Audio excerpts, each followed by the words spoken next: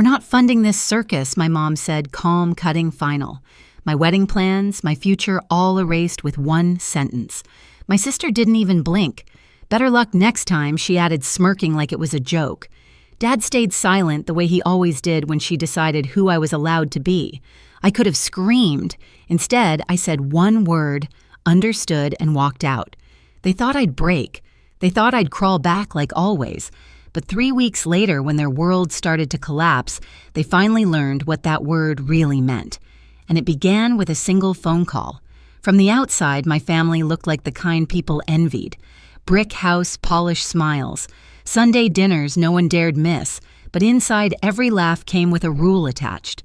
My mother, Carol, built our lives on control how we spoke, dressed, dated, even what we dreamed.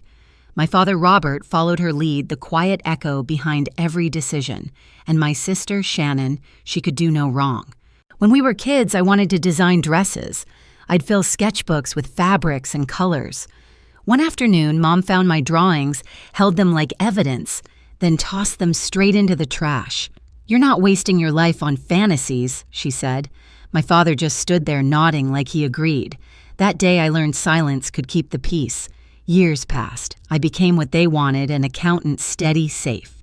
Shannon went to college for marketing, creative enough to sound respectable. When she opened her boutique, Mom threw her a party boasting about her daughter's vision. I remember watching them toast under string lights, Mom's pearls glinting as she said, "You've always had flair." Flair. The word still stings. Mine was never allowed. Then came Eric.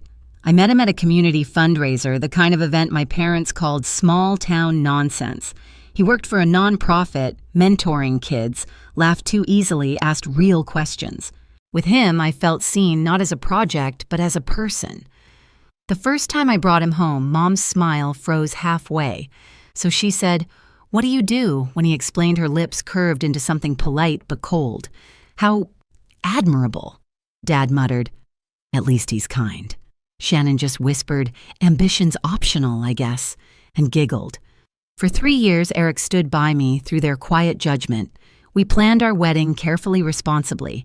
The Ivy House, beautiful but modest, was our dream venue.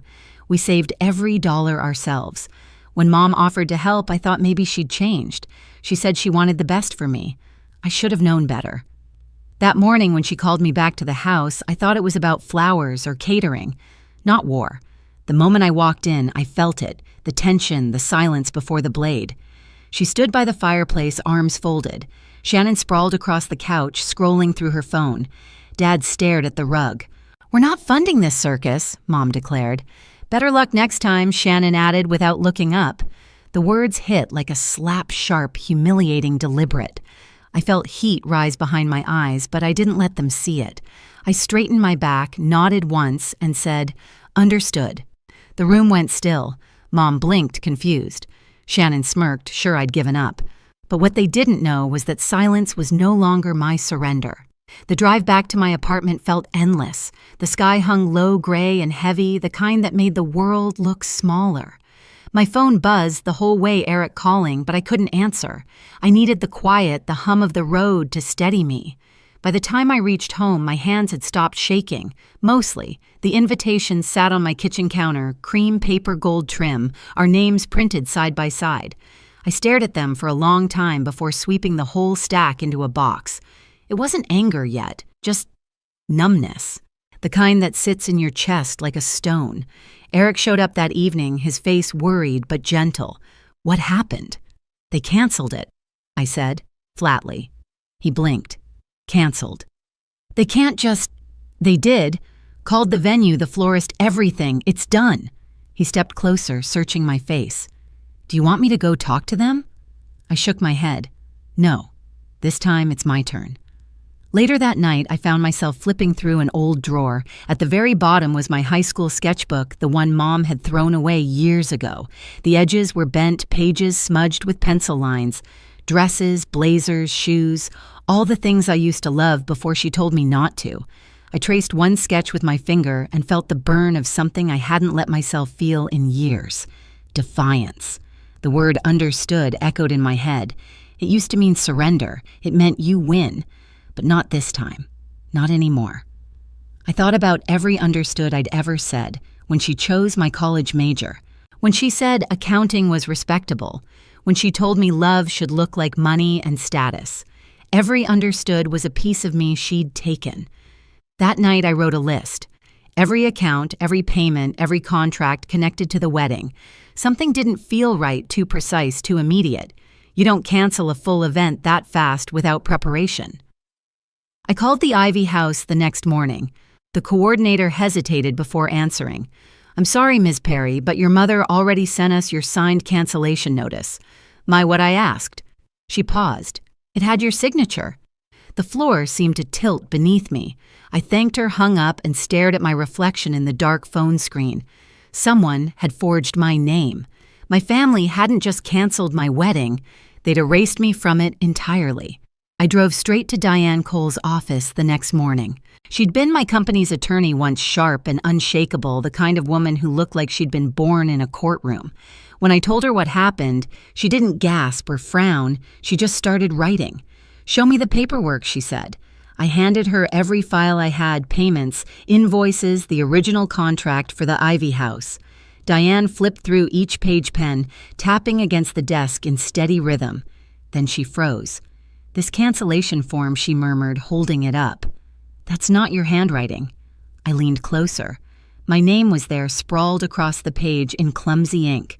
My signature, but not. Diane looked up, her eyes sharp. "Someone forged it. And if they used your financial info to make payments, that's a crime." The word crime hit me like a cold slap. I wasn't just dealing with manipulation anymore. This was theft, deliberate, calculated. We spent hours combing through details, every transaction, every withdrawal from the wedding account. And that's when we saw thousands of dollars wired to Shannon Perry, designs her boutique. Another trail led to my parents' credit card payments and home renovations. "They used your money to cover their debts," Diane said, "and I'll bet it gets worse." That night I sat in the dark with only my laptop screen lighting the room. I replayed every moment in my head, Mom's cold tone, Shannon's smirk, Dad's silence. It all clicked into place. The wedding wasn't just a power move. It was a cover-up. The next day, my phone rang. Uncle Stephen's name flashed across the screen. We hadn't spoken in months, but his voice was tight, uneasy. "Eleanor, there's something you need to know," he said. "It's about your grandfather's trust fund." I froze. "What about it?" "He set it up years ago. $250,000. It's yours, but it activates only when you marry. Your parents have been managing it and withdrawing from it." I checked the records myself. The air left my lungs. "You're saying they've been using the money for years," Stephen said softly. "Shannon's business, the house remodel, all from your trust. If you'd gotten married, it would have triggered a full audit. They had to stop it." I pressed a hand over my mouth. My own family hadn't just stolen from me. They'd destroyed my future to keep it hidden. After the call, I sat still for a long time. The anger came slowly, quietly, like a storm forming over still water. I opened my laptop, typed a message to Diane. "We're filing the case." Then I whispered to no one but myself. They wanted control. Now they'll get consequences. The courtroom smelled faintly of old paper and polished wood. Rows of strangers whispered behind me, the hum of air conditioning drowning out my heartbeat. I sat at the plaintiff's table beside Diane, my hands clasped so tightly my knuckles ached. Across the aisle, my family looked smaller than I remembered. Mom's hair was perfect as always, but her pearls didn't shine the same under fluorescent light. Dad's tie was crooked. Shannon scrolled on her phone until the bailiff told her to stop. When the judge entered, everyone stood. "Case number 4721. Perry versus Perry," the clerk announced. The words stung more than I'd expected. Diane began calmly. "Your Honor, this case involves the unauthorized use of my client's financial assets and a forged signature on legally binding documents. We intend to show that Eleanor Perry's parents and sister not only interfered with her wedding plans, but also misappropriated her inheritance." Mom leaned toward her attorney, whispering something sharp. She didn't like losing control of the story. Diane laid out everything: the forged cancellation form, the bank withdrawals, the payments funneled to Shannon's boutique. She passed copies to the judge, each page landing with a soft, deliberate slap. Then came the trust fund. Uncle Stephen took the stand, looking uneasy in his suit. My father, Eleanor's grandfather, set up a trust of $250,000 for her. It would release upon her marriage. I recently discovered funds missing. Who withdrew them? Diane asked. He swallowed hard. Robert and Carol Perry. The courtroom rippled. Mom's lawyer objected. Irrelevant. The fund was managed within family rights. Diane's tone stayed calm. Family rights don't cover fraud. Mom's eyes darted toward me, sharp and cold. You don't understand, Eleanor. We were trying to protect you. That boy Eric, he's beneath you. He would have dragged you down. I met her gaze. Protect me by stealing from me. Her voice cracked. We only used what we needed. Shannon was drowning in debt. We couldn't just let her fail. Maybe she should have, I said quietly. Maybe it would have taught her what accountability looks like. Shannon slammed her hand on the table. You think you're better than us? You've always been the boring one. Our parents did everything for you. The judge rapped his gavel once. Order. Diane turned to Shannon. Miss Perry, did your parents transfer any of your boutique expenses from Eleanor's trust? Shannon hesitated, her confidence fading. I didn't know where the money came from. Really? Diane lifted a document. Because this invoice for your boutique renovation lists your father's signature and Eleanor's trust account number. Shannon's face drained of color. By the time Diane rested her case, every secret was on the table. Mom tried to play the martyr, Dad mumbled half-hearted apologies, and Shannon cried into a tissue she didn't really use. When the judge finally spoke, his voice was steady, cold, final. This court finds in favor of the plaintiff. All funds misappropriated from the trust are to be returned immediately. Additional damages of $50,000 will be awarded for fraud and emotional distress. Mom's breath hitched. Dad's shoulders collapsed. Shannon stared at me with pure disbelief. I didn't smile. I didn't gloat. I just exhaled for the first time in months.